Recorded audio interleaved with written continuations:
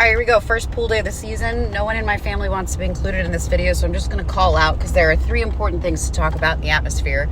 Wildfires, the Aurora Borealis, and hurricane season. Cole, what should I start with? Wildfires. Wildfires. Okay, so it's still super hazy outside because wildfire smoke from Canada is getting blown all the way down into Tennessee, and you might be feeling it. Asthmatics like me probably puffing a little harder. Also, migraine central, man, it can really mess with you. So that's a part of why it's so hazy outside. That wildfire smoke's going to be here for a little bit. Topic number 2, what do we talk about? Hurricanes. Hurricanes. Today, June 1st, is the official start of hurricane season in the Atlantic Ocean. It goes through November 30th, and the forecast is out from NOAA, and they are predicting an above average season. So look down below, 13 to 19 named storms, normal is 14.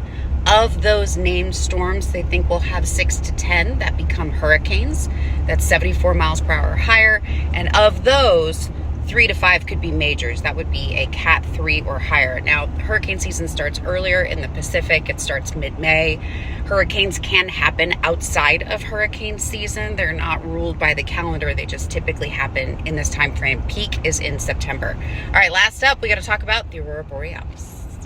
So this looks like a super weird map with red all across Canada. Also save the hardest topic for last. Let's break this down. The Aurora Borealis, how does it start? Does anybody know?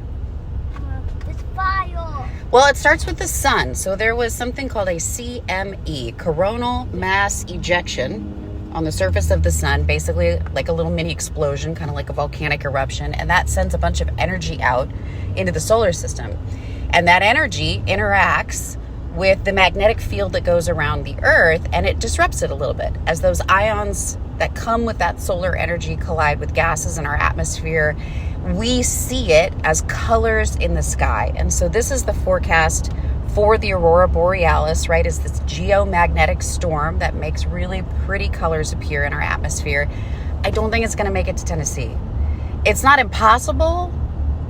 If you're looking north, or if you've got a really good camera, you could see it. But this is the forecast for tonight for how far it could be visible. And it looks like it's closer to the Great Lakes. That being said, if you wanted to try to catch it, 10 p.m. and 2 a.m., that range is usually the best time to do it.